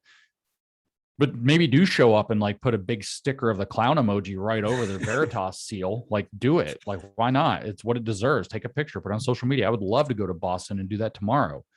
Just giant clown poster, Veritas. Yeah, my ass. That kind of stuff. Like, they should be showing up though. Every single discipline is filled with people right now who don't like what they see. They know it's wrong, and they're just still a little too scared to speak up. And the irony is, if lots of people speak up now at close to once, realizing it's the moment that needs to be done before it could have been too early, then these ships can actually still be righted. Many of them can. Like, maybe San Francisco can't. Maybe it can. I mean, San Francisco is a glorious city. If you like, imagine if they just started enforcing some laws and threw out Kesa Boudin, who won't enforce the laws. You get rid of whatever, is it Breed that's in charge of London Breed? No, London. Is it London Breed? I don't know. These, there's so many corrupt mayors. I don't know which one's which anymore. I heard whenever you mentioned Beetlejuice, I saw some tweet a long time ago that said Lori Lightfoot is the only person who could say their pronouns are Z and Zer, and I would believe him. So, yep. But But I mean, so to what your point about kind of um, the people standing up, together, that's kind of what victory looks like, right? Like people realizing, this thing, thrives and really is sustained by that false perception of consensus. Yeah, that's what it is. It's That, what that Lyotard referred to as legitimation by paralogy, Yep. which is a false consensus, an enforced consensus. Of course, his point was that everything is that. That's the postmodern condition, Right. but that's ridiculous. And it's like, it's a magic spell. You break the magic spell, literally. I mean, it's like the Harry Potter, the Boggart. You're scared of it and you're just like, ridiculous. And it like, freaks out and it changes shape into something somebody else is scared of. Yep. And you do it enough times and it pops. And it's people need to show up with their wands. We all need like Professor Lupin to guide us through, and one after another we line up and he, and we all like ridiculous, Harvard, ridiculous, Clown College, like Yale, ridiculous, Yep. American Medical Association, ridiculous, over and over and over again. And everybody who, I think we're all stakeholders in medicine. Good Lord. Yep. This is the moment. I don't know what else to say. It's like, this is the moment. But it's a magic spell that's broken merely by realizing it's a magic spell that you don't have to participate in. Yeah, opting out of it. And I like what you said in Tampa, where you said people have to know what time it is. That's something I've been saying for so long. I'm like, every moment, every time in history has something that it demands of the people living in that time. It just does. You can't look at a single time in history and say, okay, what was demanded of those people? Like, there's always going to be an answer, and this is what's demanded of us. It's just a matter of getting people to realize that, right? And like, that was part of what Kevin's question was, which was like, his point was, in these communities, in these towns, a lot of it seems like the schools are downstream from the community, just like we see, like so much of the stuff is downstream from the culture. And there's all these people, like, they're still on the bench, that are still participating, they're complicit, in this. And, it's so funny how much the woke don't just project their pathologies on us, but they also kind of project, like you alluded to earlier, the solutions to their pathologies on us. And it's like, exactly. You're either anti, far left orthodoxy, or, or you're complicit in it. Yeah, no, it's true. It's iron law of woke projection is an iron law for a reason. It's actually profound. I stare in awe sometimes at how accurate the iron law of woke projection is. Iron law of woke corruption is not quite iron. It's like a brass law or something, but this is an iron law. It's absolutely amazing how tight it fits. But you're right. People do need to know what time it is. History does. I didn't ask to have to do this. I didn't want to have to do this. That's one of the big, points in Lord of the Rings, is the people in the stories didn't know that they were going to be stuck in these stories. And you look back at them and you think they're big heroes, but it's like, literally, it's people do need to realize, the moment is demanding something of normal people. And it is merely just to speak up. It is merely to show up and say no, and to demand resignations of people who are abusing their power. It's not to, people are like, oh, that's cancel culture. No, it's not. It is not cancel culture to demand resignations for somebody who's abusing their position. It is cancel culture to demand the resignation of somebody who transgressed some taboo, especially by mistake. It's a completely different thing. It is not cancel culture to demand the resignation of somebody who's abusing the power of their position. And it's a very simple difference. And that actually needs to be done. And like I said, Khmer Rouge, most of them just stepped down and re-entered Cambodian life. Only a few of them ever got put on trial. Same kind of thing could be going on right now, demanding resignation, replacing people on school boards, showing up, speaking up, realizing, like you said, what time it is, and that's the world we happen to have landed in. Nothing is set in stone. History does not have a purpose or a trajectory to it, and that's a false religious belief. And standing up, and normal people standing up right now and saying, no, I don't know about this, is literally enough to start changing the course of history. But to just go along with it blindly is that's what Hannah Arendt called the banality of evil. And that's, she was talking about the last time this was tried on mass scale in the West. Obviously it happened in Eastern countries in between, and she wasn't wrong. She was one of the best diagnosticians of the era of what had just happened and the calamities of Europe. And that's literally, I mean, this were Solzhenitsyn's, like, we didn't love freedom enough and we deserved everything that followed after.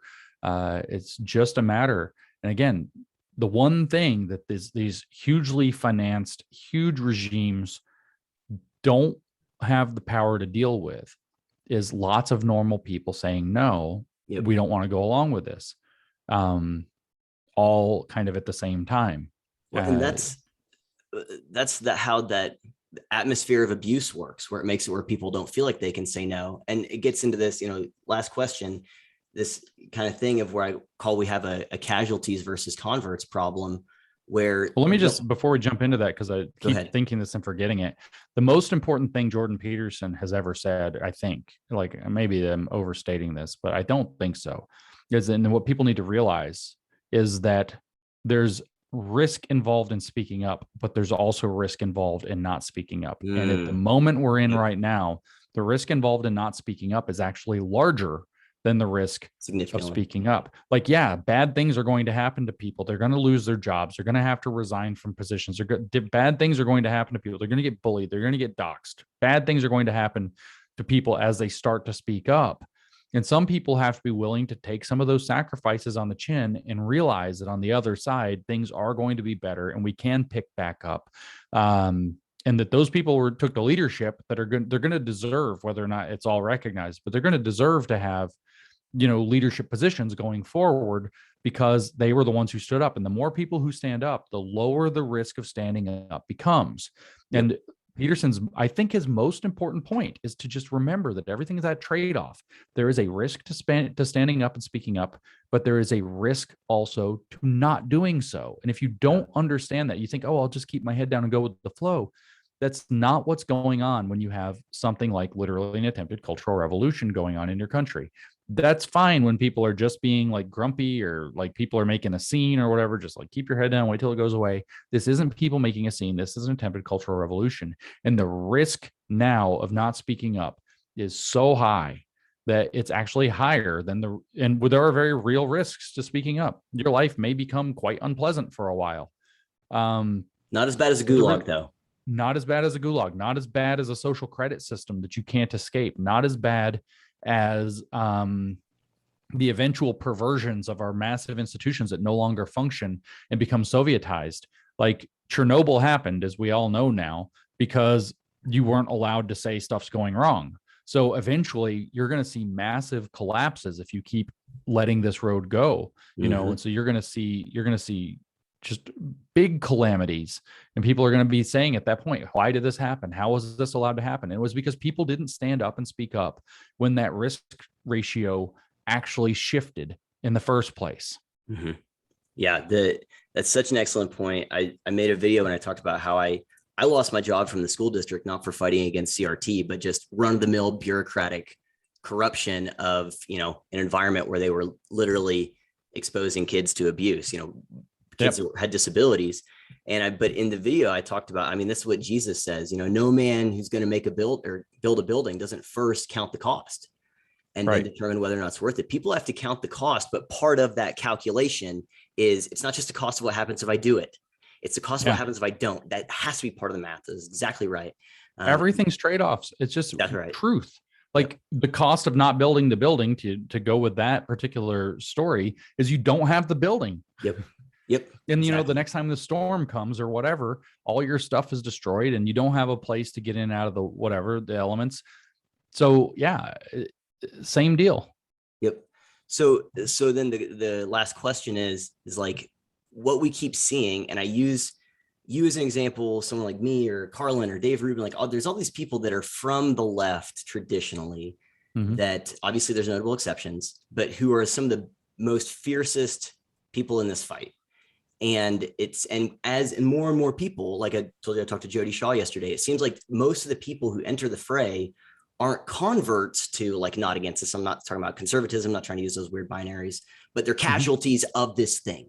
Right. And so it's such an unsustainable model. If I had I'm in a war, I can't make it where all my recruits are people that are wounded soldiers from the other side, but that's what's happening here. is that people are not getting activated by anything other than seeing the monster up close for themselves, for the most part. Right. And so we have this thing where we're far too reliant on casualties, which another way of saying that is, as this thing grows and spreads in power, it makes more casualties. And so then I guess our numbers, grow a little bit, but as a result only of them gaining power. Like, we can't make it where our model of resistance is based on them getting stronger. Like, that's not sustainable. Sure. Doesn't make any sense. Yeah. And so it's like, how do we activate those apathetic people, whether it's in the communities who don't care about what's going on at the school boards and who don't care about what's going on on that micro level, or you can just take any of the micro examples you gave about, like, in this specific department, you know what I mean? So, like, how do we do that in a way that, like, actually is sustainable and leads to victory, that it doesn't just rely on, I always say the saying is, like, I grew up in rural Missouri, and I would hear this thing all the time. Like, some people, I'm from the show me state, right? So some people can be told, and that's good enough. Other people won't believe you, but if you show them, they'll, that's good enough. But the rest just have to piss on the electric fence themselves. And there's a whole lot of people in society that are doing that. But those are the people that are getting activated, and it's just not sustainable. So how do we do that? How do we activate those apathetic? Positive vision. That's how. So I don't know if you follow Vivek Ramaswamy or not, but he's got this book coming out, Woke Inc. It's pretty brilliant. He's a very, very smart guy, very interesting perspective. I don't agree, actually. I'll just say that because, for one thing, he thinks we shouldn't talk about critical race theory. Oh, good. And I disagree with him on that. Sure. But that's fine. There should be room for healthy debate and everything. But beside that point, he sees that there's two aspects. Should we be banning things like critical race theory or critical race practice or whatever, or not? And his argument is that there's kind of some of both things have to be happening, right? One is, he says, you've got this, he actually says this, imagine you have a bottle of poison. Well, one of the things you can do is take it and throw it on the ground and smash it, or stomp on it and smash it. Another thing you can do is bring a big jug of water and dump the water, put it all into one big bucket, and now it's so dilute you can't do anything. To dilute it into irrelevance is one of his kind of talking points he's very effective with. And he says that he actually thinks some of both need to be happening. And the way you dilute this movement into irrelevance, and the way that you activate people who are not the wounded casualties. So the red pill hurricane is wounded casualties, but it's also people who just got scared. Sure. But the way that you do is by having the positive vision to articulate that makes people the more attractive vision. Like, I don't have to motivate somebody to go stand up against their school board if I can convince them, which is some very negative and difficult, fight they have to take on, and they have to be an activist. If I can just convince them to adopt the values that repel wokeness, right? And those values are not anti-woke. They are a positive articulation of, if you want to call it a new hegemony or a counter hegemony, a counter woke hegemony, whatever, but they are positive. If they are actually positive, virtue-based values, like adherence to the truth, that the truth matters, that the truth actually exists and matters. That this one, Vivek, is huge, but of course I had that essay that I wrote about the values of a post-woke world, excellence. I said beauty, but I said that beauty is excellence, the Greek arete. Vivek is very strong in let's forward excellence. And he says, instead of diversity, equity, inclusion, let's have excellence. And he has a couple others. I think it's like EOC, but I don't remember what they all are off the top of my head. But excellence is the first one. And I really latch onto that because I think it's very important, So let's put excellence back in, and then you put them in the same kind of trap, right? So the trap they set for you is, oh, you're against diversity. You don't think diversity is important. Oh, you don't think excellence matters. You don't think, clear excellence and positive outcomes and achievement matter. So you start instilling and awakening these values. What values do we have that we can all kind of awaken in normal people who don't want to become activists? They don't want to go fight with their school board. They don't want to go yell at their provost from the college they graduated from 20 years ago. Is that you can actually instill the values. And this is actually profound. And I just talked about this when I was in Wisconsin. It's actually profound because if you look back at Antonio Gramsci, for example, and the cultural Marxists, and even to a degree, the neo-Marxists, you see their argument is that Western civilization has a set of values and that those values themselves repel communism. They keep the communism from being able to come in the door. And their goal is, how do we subvert those values? How do we insinuate ourselves into the cultural institutions that produce and maintain and transmit those values? And so that means that the values that Western civilization was built on are already a very effective repellent to communism. They've just been rendered so that their normal expression seems quaint or wrong. Oh, your freedom is the freedom to own slaves. Oh, your freedom is the freedom to infect people with a virus. They've all been subverted. What if you start demanding very simple things like excellence, and excellence being on the other side of responsibility, and responsibility being, the value of liberty? Like, liberty means you actually get to choose your own destiny. You don't have to go along with the crowd. You get to be yourself. These rearticulations of these values, waking people up to those, they don't have to go be activists. They just have to value the things like responsibility and excellence and truth that are naturally antithetical to wokeness. It's very, and these are positive pro-social things. Valuing not fake Democrat Party failed project to force unity on people, but the idea that, as I talked about in Tampa, of a common sensibility, that we understand each other, even if we have different cultural backgrounds, even if we have different faith traditions or views of the world or whatever, we understand that there's some kind of, broader rules of engagement that we see as a common sensibility, like caring about the truth, caring about excellence and merit, caring about, whether or not somebody's taking responsibility for things, and then being able to sell like the taking responsibility for things. Look how great it is. You can talk about the difference between climbing out of dependency and then just becoming mad and vengeful and trying to smash the system, but then you're just left, like cartoon with the oh no's, like the little the grimace looking character, the last frame is always oh no. Mm-hmm. And it says the first one, it's like, I wish things were different, and the second one, it shows him with a bat smashing everything, and then in the third frame, it's all his stuff is broken, he's oh no. That's actually the perfect comic, the perfect metaphor for these resentment-based approaches. Whereas, look, on the other hand, you take responsibility. I want things to be different. And the middle frame of the comic could be like my wife, who for some reason loves to move the furniture around. So she decides she wants things to be different. So she reorganizes the furniture. She taught herself to paint so that we could have different art in the house. We don't always have the same art. So she's took responsibility for the way she wanted to see the world be different, and made this positive feedback loop. So she makes money off of her art. Her art brings her fulfillment. She thinks it's fun. She thinks it's great. I think it's wonderful. And everybody's happy. She's got a hobby. It fills some of her spare or leisure time or whatever. And it makes some money, and it gives her exactly what she wanted in the first place, which was the ability I want things to be different in the space that she cared about, which was our home. It could be your community. It could be your neighborhood. It could be your city. It could be your whole state. So encouraging those kinds of positive values and articulating why they work, and making people, hey, you know what, that's actually worth it. We've actually been lazy assholes for 30 years with a lot of entitlement. And it's like, look where it got us. Look how pissed off everybody is. Look how things are falling apart. Look how many corrupt politicians it got us. What if we actually just start taking responsibility? What if we start being serious about things? What if we go get engaged? What if we actually try to make things better, instead of just being on social media, like doing a slacktivist hashtag campaign, complaining about something and bitching about whether or not a book or a rock or something else is racist?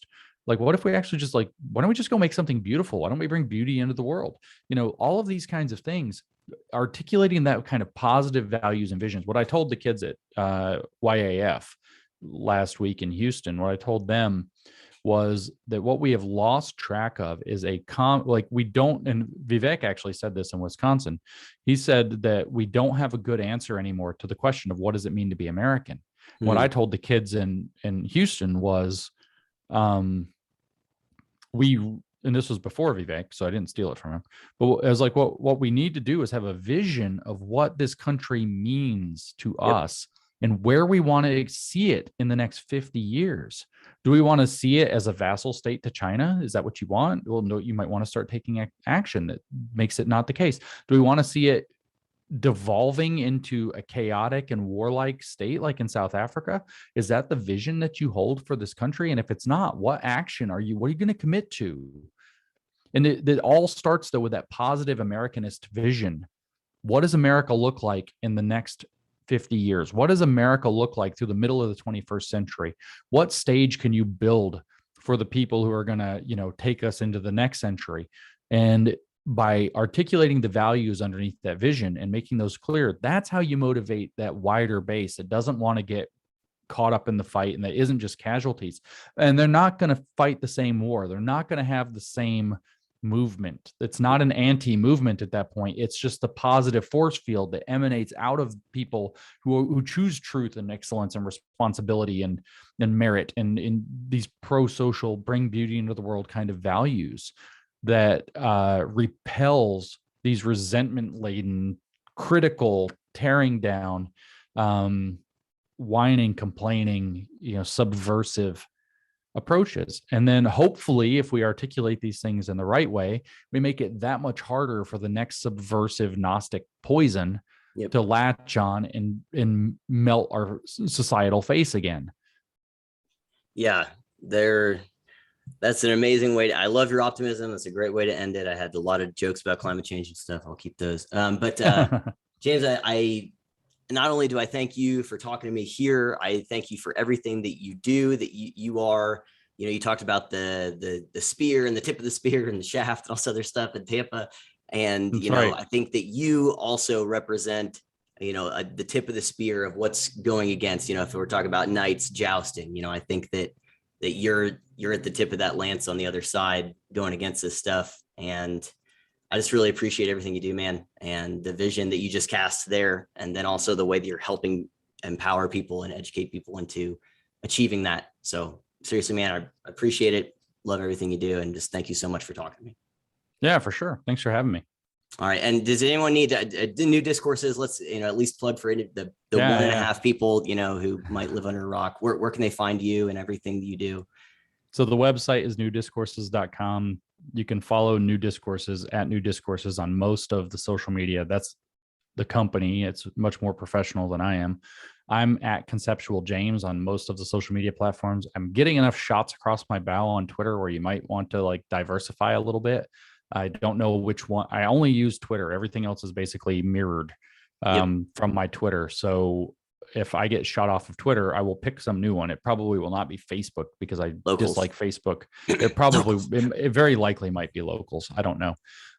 If I get blown off of Twitter, I'm leaning in that direction, but I'm not really familiar with the interface yet. I mean, I don't trust Parler, unfortunately, because they've been really good to me. I like the people that run the thing, but it's not sketchy. It's just wobbly. And then people are recommending Gab and Telegram and all this. I haven't ventured in. I think I have a Gab, but I haven't ever used it.